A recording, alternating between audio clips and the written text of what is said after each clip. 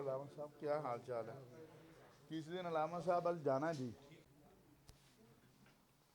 Hello بسم اللہ الرحمن الرحیم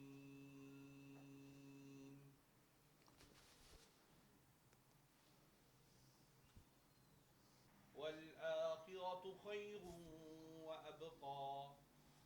إن هذا الرحمن الرحیم الحمد للہ رب العالمین والصلاة والسلام علی سید المرسلین وعلی آلہ واصحابہ اجمعین اما بعد فاعوذ باللہ من الشیطان الرجیم بسم اللہ الرحمن الرحیم وتعاونوا علی البر والتقوى ولا تعاونوا علی الاثم والعدوان صدق اللہ مولانا العظیم۔ واجب الاحترام میرے عزیز بھائیوں، صحافی دوستو، آپ سب حضرات کا شکریہ، علماء کرام کا شکریہ۔ آج دو تین چیزیں ہیں جن پر آپ حضرات کو تکلیف دی ہے۔ سب سے پہلے تو میں یہ عرض کرنا چاہتا ہوں کہ کرونا ایس او پیز کے حوالے سے صدر مملکت کے ساتھ 2 دن پہلے ایک اجلاس ہوا جس میں تمام مکاتب فکر کے علماء نے صوبائی گورنر صاحبان کے ہمراہ اور یہاں پر اسلام آباد میں محترم جناب ہمارے نور الحق قادری صاحب جو وفاقی وزیر مذہبی امور ہیں ان کے ہمراہ شرکت کی، اور یہ طے ہوا کہ جو گزشتہ سال ایس او پیز طے ہوئی تھی، جو گزشتہ سال معاملات طے ہوئے تھے، اسی کے مطابق بھی اس سال تمام مساجد کھلی رہیں گی۔ یہ ہم بعض جگہ یہ دیکھتے ہیں کہ بعض لوگ اس طرح کی افواہ سازی کر رہے ہیں کہ جی حکومت نے مساجد کو یا امام بارگاہوں کو بند کرنے کا فیصلہ کیا ہے۔ بالکل یہ غلط بات ہے، اس کا حقیقت سے کوئی تعلق نہیں ہے۔ تمام مساجد اور تمام جو ہماری ہیں امام بارگاہیں یہ کھلی رہیں گی، نماز بھی ہوگی، تراویح بھی ہوگی، لیکن جو ہماری طے شدہ ایس او پیز ہیں جن پر علماء کا اتفاق ہے آپس میں، جن پر تمام مکاتب فکر نے اتفاق کیا ہے، اس پر عمل درآمد کیا جائے گا۔ اب یہ بات سمجھ سے بالاتر ہے کہ چند محدود لوگ صرف شر کے لیے وہ افواہ سازی کرتے ہیں۔ ہم نے تو اس وقت مسجدوں کو بند نہیں کیا جس وقت کے پوری دنیا کے اندر مساجد بند تھی۔ یہ سب سے بڑی بات اس میں یہ ماسک ہے، اور اس کے ساتھ ساتھ جو مساجد کے اندر ہم اپیل کریں گے لوگوں سے کہ وہ گھر سے وضو کر کر آئیں، اور سنتیں ادا کرنا، نوافل گھر میں ادا کرنا، یہ تو رسول اللہ صلی اللہ علیہ وسلم کی سنت یہ ہے کہ سنت گھر میں ادا کی جائے، تو وہ بھی ہم چاہیں گے۔ اور اس کے ساتھ ساتھ مساجد انتظامیہ ماشاءاللہ پوری دنیا نے تسلیم کیا گزشتہ سال کہ مساجد انتظامیہ نے جو احتیاطی تدابیر پاکستان میں ہوئیں، خود وزیر اعظم پاکستان نے اس کی تحسین کی، پریزیڈنٹ صاحب نے تحسین کی، لہٰذا اس معاملے میں انشاءاللہ یہ تمام مکاتب فکر کے علماء کا اتفاق ہے، اور ہم عوام الناس سے بھی اپیل کرنا چاہتے ہیں کہ یہ تیسری لہر ہے، اس لہر سے خود بھی بچیں، لوگوں کو بھی بچائیں اور آگے بڑھیں۔ ہم چاہتے ہیں کہ سب مل کر کوشش کریں کہ پاکستان سے اللہ تبارک و تعالی اس وبا کی نجات دے دے۔ اللہ تعالیٰ پاکستان کو اس وبا سے اور پوری انسانیت کو، ہم تو پوری انسانیت کی بات کرتے ہیں، اس وبا سے نجات دے دے۔ اسی طرح ہم آج تاجروں سے، بزنس مینوں سے یہ بھی کہنا چاہتے ہیں کہ رمضان المبارک آ رہا ہے، یہ جو خبریں آ رہی ہیں چیزوں کے مہنگا ہونے کی، حکومت اپنا کام کر رہی ہے اور حکومت انشاءاللہ اپنا کام کرے گی۔ یہ جو کریک ڈاؤن آپ نے چینی کے حوالے سے دیکھا، یہ اس کا بنیادی کیوں ہوا کہ یہ لوگ چینی کو 150 روپے کلو تک لے جانا چاہتے تھے، اور حکومت کے ہمارے اداروں نے، ہمارے جو ایف آئی اے ہے، باقی لوگوں نے کوشش کی اور الحمدللہ ایک استقرار آیا ہے۔ لیکن اگر یہ لوگ باز نہیں آئیں گے تو حکومت ذخیرہ اندوزوں کے خلاف بھرپور ایکشن کرے گی انشاءاللہ، اور رمضان المبارک میں کسی کو بھی وہ مہنگائی اور چیزوں کی ذخیرہ اندوزی، جیسے ابھی آ رہی ہیں خبریں کہ لیمو مہنگے کر دیے گئے اور ٹماٹر مہنگے، تو ہم بڑے تاجروں سے بھی یہ کہنا چاہتے ہیں کہ رمضان اللہ کا مہینہ ہے، لہٰذا یہ ذخیرہ اندوزوں پر تو اللہ کے نبی صلی اللہ علیہ وسلم نے ان کے لیے بد دعا کی ہے، آپ اس پیسے کا کیا کریں گے جس کے ساتھ رسول اللہ صلی اللہ علیہ وسلم کی بد دعا لگی ہو؟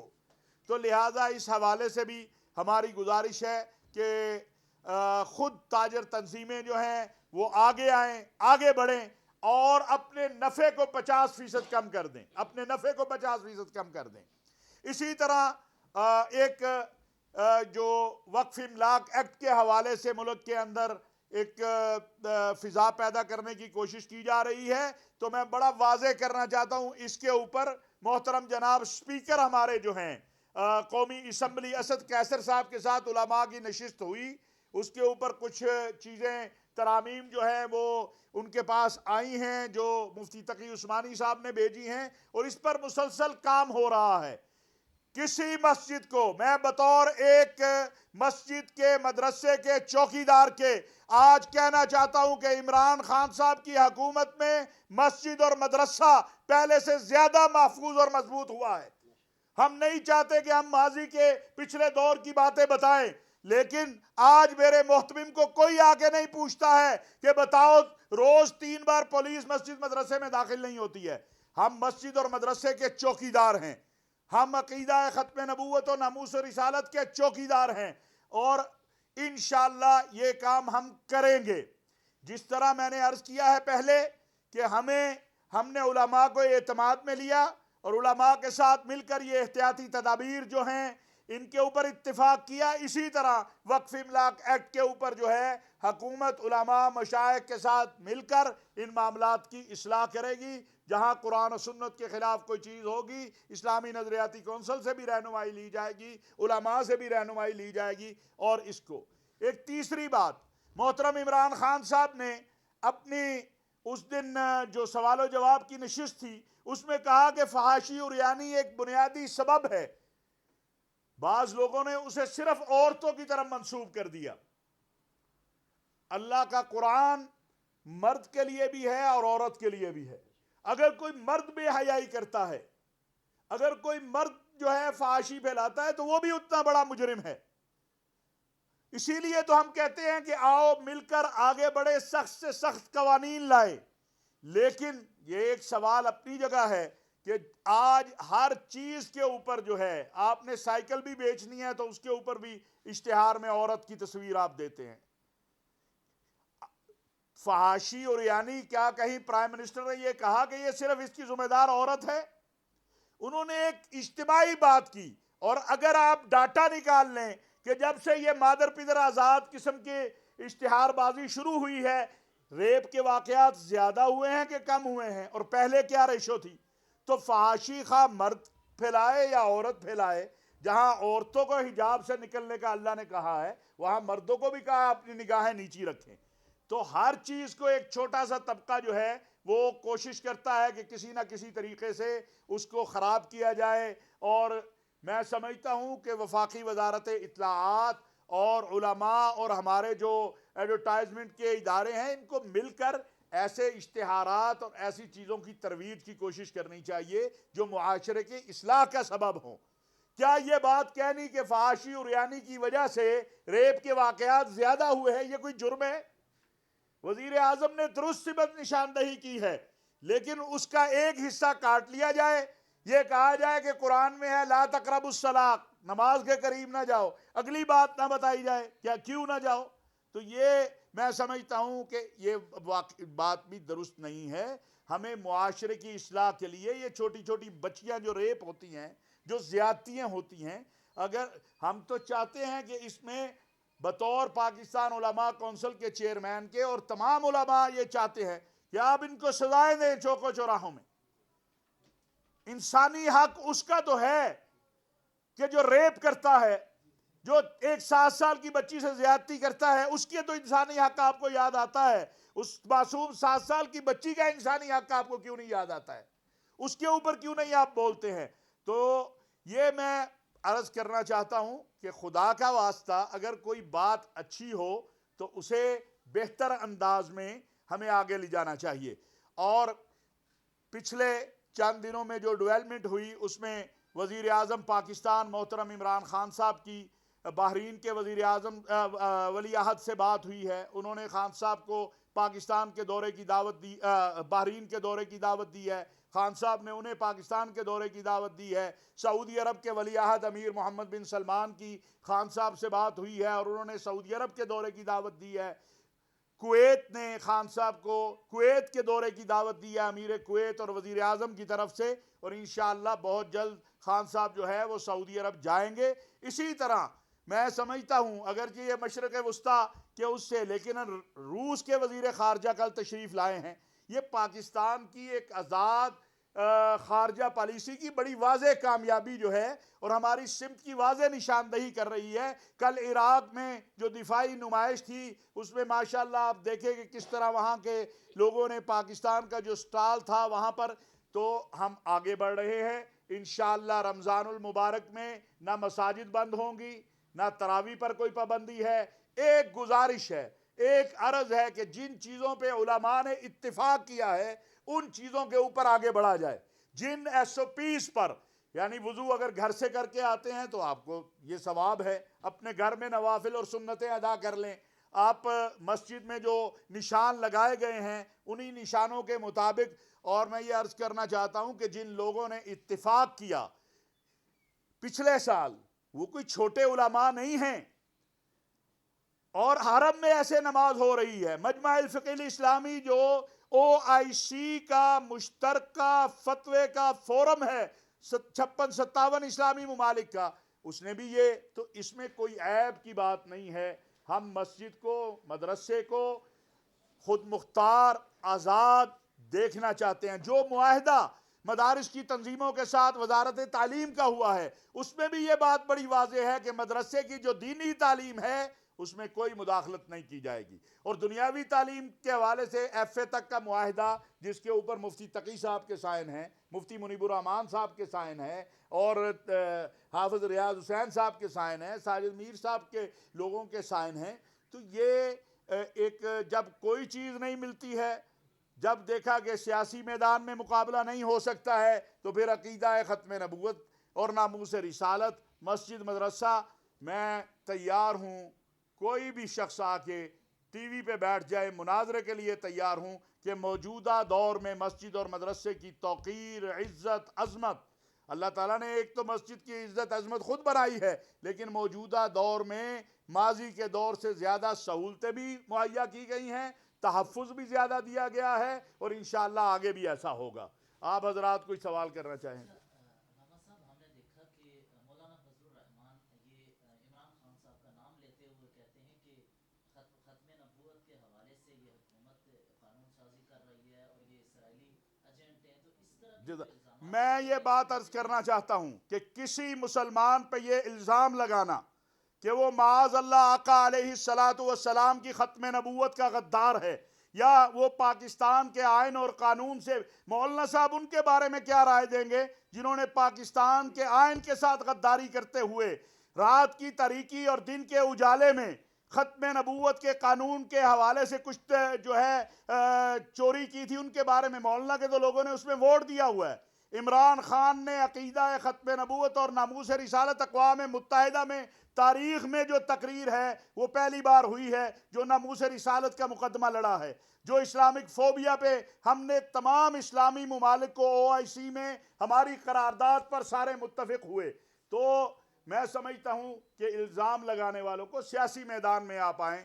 اور سیاست کریں، لیکن اللہ کا واسطہ ہے ناموس رسالت، عقیدہ ختم نبوت، مسجد اور مدرسہ، اس پر آپ جو ہے، ہاں اگر کہیں کو کمی ہوگی، میں ایک مدرسے کا طالب علم ہوں، مجھے فخر ہے میں مدرسے کا طالب علم ہوں، اور پاکستانی ہونے کے ناطے اور مدرسے کا طالب علم ہونے کے ناطے کہنا چاہتا ہوں کہ دنیا اسلام کی جو سربراہی تنظیم ہے OIC، اس نے پہلا امن ایوارڈ علم کی بنیاد پر اور دہشت گردی اور انتہا پسندی کی بنیاد پر جس شخص کو دیا وہ ایک پاکستانی اور ایک مدرسے کا طالب علم تھا. الحمدللہ یہ مدارس، یہ ہم سمجھتے ہیں دین کی خدمت کر رہے ہیں، اور عمران خان صاحب تو ہر وقت اس کے بارے میں فکر مند رہتے ہیں کہ مدرسوں کو ہم نے کیسے فیسیلیٹیٹ کرنا ہے. جو وقف املاک ایکٹ کی بات ہے انشاءاللہ اس پہ کام ہو رہا ہے، اور کسی کو فکر مند ہونے کی اس میں ضرورت نہیں ہے۔ صاحب ایک بات کا جواب دے دیں، اعتکاف کے حوالے سے محدود تعداد ہوگی مساجد میں یا کیا اس کا؟ ہر مسجد اپنا خود فیصلہ کرے گی۔ حکومت کسی مسجد پہ امپوز نہیں کرنے جا رہی کہ آپ کی مسجد میں 4 لوگ آئیں گے یا 10 آئیں گے۔ وہاں کی انتظامیہ ہے، وہاں کے لوگ ہیں، پچھلے سال بھی انہوں نے مینیج کیا، اس سال بھی وہ مینیج کریں گے۔ یہ بالکل میں نے جیسے کہا یہ ایک پراپوگنڈا کمپین ہے جس کا مقصد لوگوں کو، جس طرح ویکسین کے حوالے سے میں پہلے بھی کہہ چکا ہوں، تمام مکاتب فکر کے علماء کی موجودگی میں دارالافتاء پاکستان، مجمع الفقہ الاسلامی، دارالافتاء مصر، دارالافتاء امارات، دارالافتاء سعودی عرب متفقہ فیصلہ ہے کہ ویکسین لگوانی چاہیے، اور ویکسین روزے میں لگوائی جا سکتی ہے، اس سے روزہ فاسد نہیں ہوتا۔ یہ تمام بڑے بڑے دنیا کے دارالافتاء جو ہیں وہ فتویٰ دے چکے ہیں، تو لہٰذا ویکسین لگوائیے،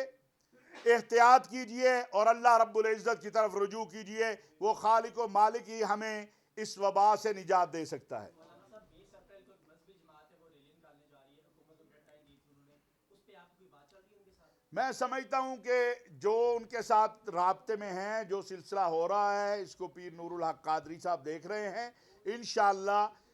کوئی ایسا کام نہیں ہوگا جس سے کوئی شخص یہ کہے کہ موجودہ حکومت نے دین کے معاملے میں، اپنے وطن کے معاملے میں کوئی غداری کی ہے یا کوئی کوتاہی کی ہے۔ الحمدللہ ہم یہ دعویٰ نہیں کرتے، کیونکہ ہم نہ نبی ہیں،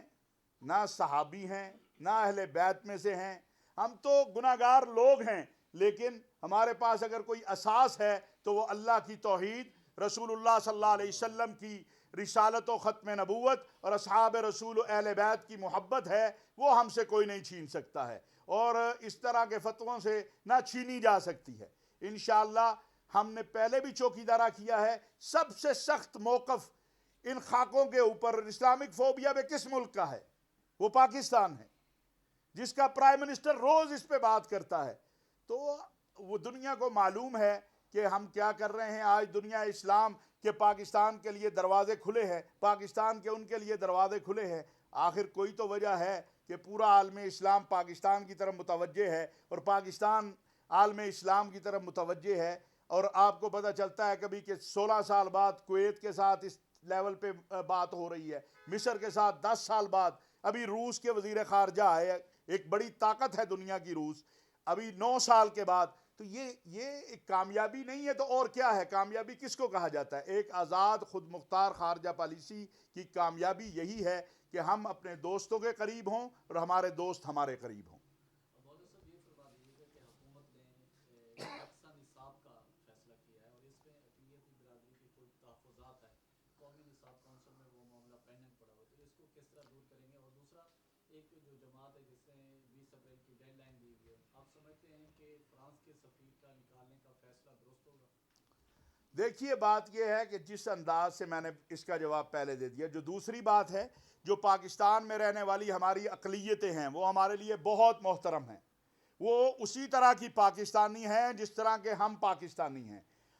لیکن مسلمان بچوں کو سیرت مصطفیٰ صلی اللہ علیہ وسلم پڑھانا اور تاریخ اسلام پڑھانا، یہ تو خوشی کی بات ہے کہ ہمارے بچوں کو آگاہی ہو کہ ہم کیا ہیں، اور غیر مسلموں پہ کوئی پابندی نہیں ہے کہ وہ ضرور اس کو پڑھیں، اس پر تو کوئی پابندی نہیں ہے، وہ نہیں پڑھنا چاہتے نہ پڑھیں۔ تو لہٰذا چونکہ ایک اکثریتی مسلمان ملک کے ناطے ہمارے بچے اگر سیرت مصطفیٰ اور بزرگوں اور اصحاب رسول و اہل بیت نصاب میں شامل ہے اور اسلامی تعلیمات کے حوالے سے، تو یہ تو ایک خوشکن بات ہے، اچھی بات ہے، لیکن جو غیر مسلم ہیں ان پر کوئی پابندی نہیں ہوگی کہ وہ لازماً اس کو پڑھیں، ان پر کوئی پابندی نہیں ہوگی۔ کوئی پڑھنا چاہتا ہے، میں آپ کو بڑے بڑے غیر مسلم پاکستان کے بتا سکتا ہوں کہ جنہوں نے جا کے الازہر سے، ہمارے ڈاکٹر بشپ الیگزینڈر ملک ہیں جو لاہور کے بشپ رہے بڑے معروف، وہ الازہر سے پڑھ کے آئے، انہوں نے الازہر کے ساتھ اپنی، تو یہ تو کوئی میرا نہیں خیال، یہ ایک محدود طبقہ جس کو صرف اسلام کے نام سے کرنٹ لگ جاتا ہے، وہ ہر وقت شور مچاتا ہے۔ بھئی اسلام امن کا، سلامتی کا، محبت کا، رواداری کا دین ہے، اور اسلام جو ہے وہ دعوت دیتا ہے کہ آؤ امن سے رہیں، اطمینان سے رہیں، سکون سے رہیں۔ اگر اس معاشرے کے اندر اسلامی تعلیمات آ جائیں اور پاکستان حقیقی مدینہ منورہ کی ریاست بن جائے تو ہمارے سارے دکھ ختم ہو جائیں گے۔ اس لیے میں سمجھتا ہوں ہر بات پر اعتراض کرنا یہ درست نہیں ہے۔ جزاکم اللہ خیر، بہت شکریہ۔